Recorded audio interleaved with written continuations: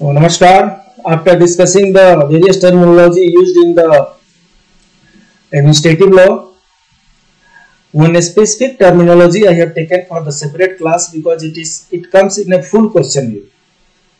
In 2014 probation clearance exam, it was 10 marks question. So I have taken it separately, and that is known as vicarious liability. As I told, because of act or omission, if right of somebody is infringed and he is injured, that means he is affected. Because of act or commission, if some other person is affected, then liability arises. So in law, generally, liability is imposed upon the person who commits the mistake. In tort, they are called as tortfeasor, wrongdoer, and in crimes, they are known as criminals. So liability is imposed upon the tortfeasor or criminals. This is the general law. What is difference? Now vicarious liability is different from general rules. It's exception to the general rules. In vicarious liability for the wrong committed, one person is made liable for the wrong committed by other person. So to understand better, generally a person who commits wrongful act is liable for that. So here act and omission means wrongful act, wrongful omission. So a person who committed wrongful act is liable for that, but sometimes a person may be liable for the wrongful act of another also. This is known as vicarious liability. Vicar means another. Vicar means another. So because of some other person's wrongful act, third person is being liable. So that is why it is known as vicarious liability. So what Simon says in general, a person is responsible only for his own act, right? In common parallels, generally a person is responsible for his own act, but there are exceptional cases in which the law imposes on him vicarious liability for the act of others, however blameless he himself is. That third person is whether blameworthy or blameless, that is not material, but he is responsible. So what happens? A vicar is one who performs the function of another. He is substitute. I will give you example. A person is owner of transport company. So he is the owner of the transport company, and he is running so many buses or trucks. So he has employed so many drivers. So on the road, if driver commits some accident, driver as well as his owner, whether his owner is sitting in some other city, doesn't matter, his owner is also liable, and that liability is known as vicarious liability. As far as ESIC is concerned, whenever branch manager or SSOs, they are the field officers. So whenever field officers are doing some act, and if other party is not satisfied, he will go to court of law against the ESIC, not against the SSO, because ESIC is the vicariously liable for that act. Then doctrine of vicarious liability is based upon the liability of the principal of the act of his agent, liability of the partners, and liability of master for the act of his servant. So vicarious liability, for example, vehicle owner is responsible, parents are responsible, employers are responsible. So there are two basic reasons, there are two basic principles behind vicarious liability. One is respondent superior and another is qui facit per alium facit per se. So number one is, it's Latin terminology, so nothing to worry. You can write in your own words. Respondent superior means a principal must answer for the act of his subordinate. Respondent superior means superior is responsible. If any act is done by inferior, superior is also responsible. If any act is done by servant, master is also responsible. So respondent superior. Why he is responsible? Suppose if some damages, some compensation has to be decided. That driver is getting 10,000 rupees, 20,000 rupees monthly. Compensation is decided 10 lakh rupees. From where driver will give? Whereas employer is capable of giving 10 lakh rupees.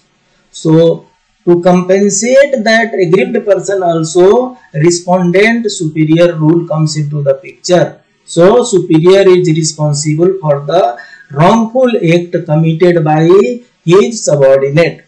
And second rule is qui facit per alium facit per se.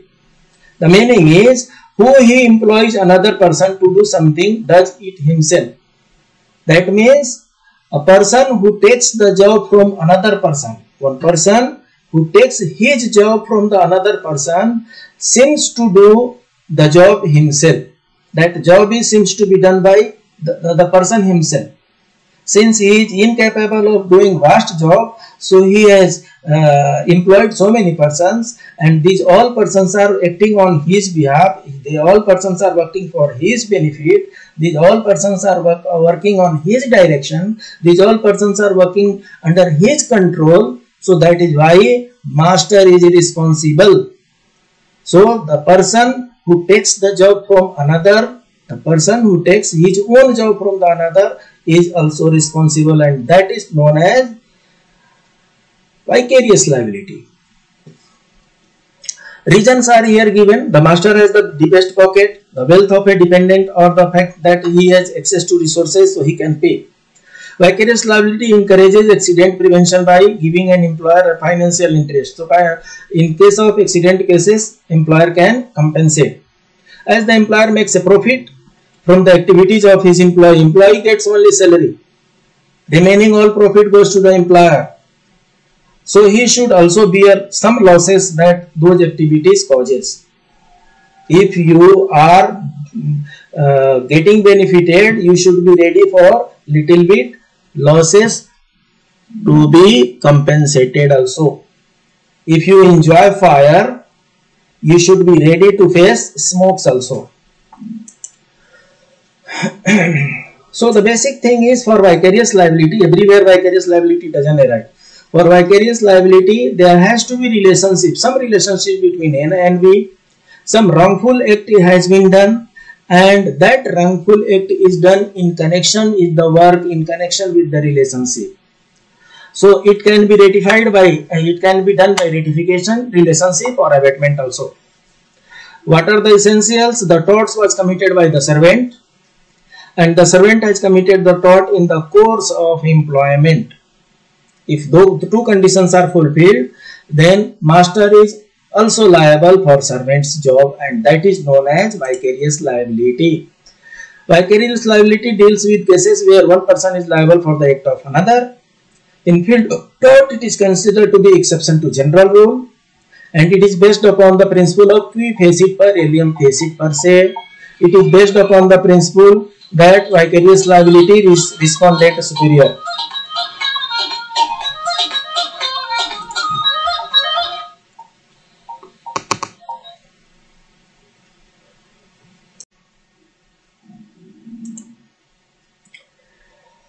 So in case of vicarious liability, employer is liable for the torts of the employee that are committed during the course of the employment only. If it is not committed during the course of employment, then he is not liable. So what are the relationship where vicarious liability arises? Master and servant relation, principal and agent relation, firm and its partner relation, company and director relation, owner and dependent contractor, and guardian and his ward. So these are the various stages where vicarious liability arises. How vicarious liability emerged? Historically, what happened earlier, slavery system was there. So in slavery system, master was employing so many slaves, and slaves were given hardly some meager amount. So when slaves were committing some mistake, when slaves were committing some wrongful act, to compensate the injured person, masters were made responsible. Historical liability for such an imposition was because of slavery system that existed before it. A slave were considered to be the property of the master. Correct? Today is also same. So, any tortious act committed by the slave was considered to be done on the direction of the master. Therefore, slave along with master was made liable. Today also, whatever employee does, he does on the direction of the employer. So, if whatever employer is directing, employee is doing, and if some wrongful act takes place, then employer is also responsible. So, this way, the administrative law is over as far as SSO probation clearance exam is concerned. In next class, we will shift to principle of management, and then next paper will take. So please keep on revising. This much only is going to come. Nothing more than will come. Please ensure more than 40 marks out of 50 in the administrative law. Best of luck. Namaskar.